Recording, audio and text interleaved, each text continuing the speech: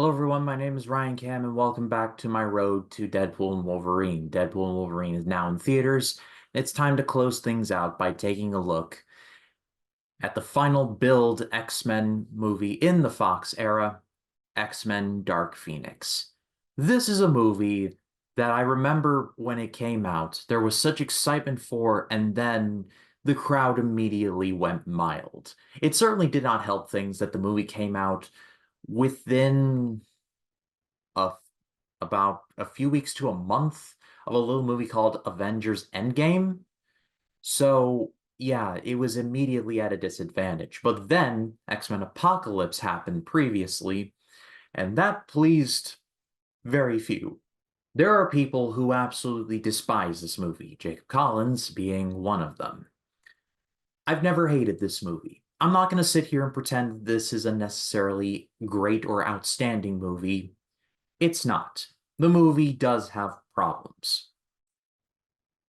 But I don't hate the movie. I think that there are, at the very least, inspired moments, and at least inspired to the point where when I was rewatching it for the sake of this review, I didn't want to immediately turn the movie off. It felt like too little too late. You could feel just the momentum being let out of everyone's tires. This felt like a contractual obligation of sorts. But there was at least inspired moments, like I said, and genuinely things that I sat back and went, I like what they did there. At least to the point where I can give it a somewhat positive review and not completely trash it.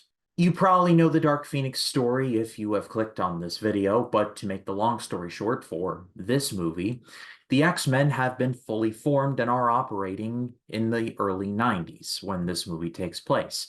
They are rescuing astronauts from the space shuttle after a mission gone awry. However, there is what appears to be a solar flare in space or some kind of a cloud. The cloud finds its way to Jean Grey, played by Emilia Clarke. The cloud is absorbed by Jean Grey, and she becomes more powerful than she could ever imagine, to the point where she threatens the lives of not just the X-Men, but also the mutants living on Eric Lensher's private island. Oh, and also Jean Grey's being sort of kind of controlled by these weird alien-looking people, one of whom is played by Jessica Chastain. I think the biggest problem that I have with the movie is that I feel like there are certain story elements that just feel underdeveloped. I think the biggest one, for example, is everything having to do with Dr. Jean Grey Jean Grey at the time, she wasn't a doctor yet as far as I was aware, and her relationship with Charles Xavier. Throughout the movie, Charles Xavier has been soaking in the popularity. He has a bat phone to the president. Interesting development there. He's welcome to all of these galas. He is widely accepted, and by that extension, the X-Men are widely accepted by modern society. There's a weird dynamic in the movie, though, where some of the mutants, specifically Mystique, don't exactly like that. And they feel that it's just Charles Xavier stroking his ego. I feel like there could have been more juice to squeeze in that lemon. Throughout the X-Men movies, you get this underlying thread of these mutants will never be accepted by humans because they are different. Well, we're presented with a reality in which, because the X-Men do in fact do very good things for a lot of people, they are seen as superheroes. And there are some in the mutant community who do not particularly like that and think that they still deserve better. I feel like in a different movie that would have been explored a whole lot better. Hell, Magneto is pretty much just content to just live out the rest of his days on his private island with his fellow mutants, just chilling and relaxing. I feel like they could have done something more with that. Hell, Magneto doesn't even bring up the fact that he had a family in Apocalypse that died pretty brutally, might I add. He's just chilling. I mean, like in his mind, it's the early 90s, the Dangerous Alliance are in WCW. What could be better, huh? There is a deeper movie, a movie that explores more lying underneath the surface here, but it feels very surface level. I feel like if this movie were longer, I feel like that could have been more explored, but it's all sacrificed at the feet of this Dark Phoenix storyline, which by cosmic law, Simon Kinberg has a real thing for and must see the vision of on the big screen. When I, as someone who is not really into comic books, I've read a select few, don't know much about the Dark Phoenix story and really don't really care to see much of ever again because it's been mediocre now on screen twice. Emilia Clarke is good, I guess, but I feel like there was more that could have been done with this. She has a bad relationship with her father. Like, her father basically gives her up and says, I don't know how to control this girl. And Charles Xavier's like, I'll take her off your hands. I feel like that could have been something at least. Instead, we get precisely one scene in which the dude says, yeah, you killed my wife. You are dead to me, pretty much. And it's one scene. And then then after that scene, the next time we see Jean Grey's father, he's getting his literal guts turned inside out by Jessica Chastain. Why even have the father in the first place if you're just going to do just that with him? Not saying do an X2 thing where where have Bobby Drake's parents go, have you tried not being a mutant? Like, I'm not saying do that, but do something to address the fact that Jean Grey has always had these powers, and she, in a way, kind of caused her mom's death. I feel like that could have been explored. That trauma could have been sussed out a little bit more. But no, it's like I said, it's just sacrificed at the altar of we must have Jean Grey fly and throw things around with her mind, as if she wasn't doing that already.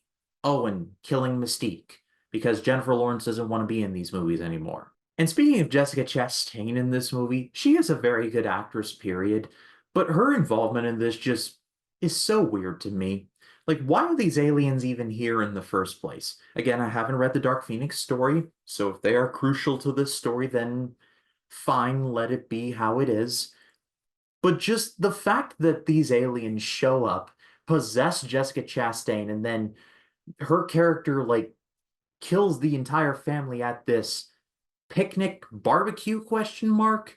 It's just a very weird introduction. Somehow I can buy the very same scenario happening in Men in Black, where the alien crashes, kills Edgar, and wears his skin like a suit. Somehow that is more plausible than this alien possessing Jessica Chastain and being like, all right, you're all dead now. The best scene in the movie by a lot is the train scene where we get one more team up with Xavier's mutants and Magneto's mutants with the common goal of stopping these aliens and protecting and or killing Jean Grey, depending on the motivation of the scene at the moment. I thought the action itself was pretty good. Nightcrawler has a pretty epic like kill where he grabs this one alien, teleports onto the train tracks. He gives the biggest shitting grin you've ever seen, then disappears, and then the train just hits the alien and kills it. I love that scene so much. But the action, while the action in the movie is good, it just it just feels very like we must do this because this is a superhero movie in the late 2010s, so we must do this. I guess I like the idea of this more than I like the execution. This might be slightly controversial, but I'm going to give this a good rating. With the asterisk of this movie has quite a few problems, and by problems, I mean you can bundle this whole movie all into one package that's labeled wasted potential. I am aware that Dark Phoenix is one of the bigger X-Men stories, but twice now, the Dark Phoenix saga has been treated pretty poorly. Once in Last Stand, where it was almost an afterthought, and once again here, where it is the title of the movie, and yet I was way more interested in Xavier making appearances and Magneto just living off the lamb rather than the actual Dark Phoenix. That seems a bit backwards. But what did you all think of Dark Phoenix? Collins, please be kind. Let me know in the comments. I'd love to read what you have to say. And I want to say thank you to everyone who checked out all the reviews in the lead up to Deadpool and Wolverine. The Deadpool and Wolverine stream has happened by the time this video airs, but the post stream of that is now live. You can go and watch that at your heart's content. I said I was going to review New Mutants, but I don't know. It takes place in a bit of a gray area where it's like it kind of takes place in the same universe, but also kind of doesn't. So I've been kind of flipping back and forth, but now I'm just going to take it off the table. If you all want to see me cover the New Mutants, I certainly will. But for right now, I'm just going to leave it alone. But like I said at the end of the road, at the end of the Deadpool and Wolverine spoiler review, the next road to on this series is Alien Romulus. And I'm going to be kicking off that series by taking a look at 1986's Aliens, and Matt Wyatt is going to be joining me for that. But until then, my name is Ryan Cam, and I'll see you all in the next one.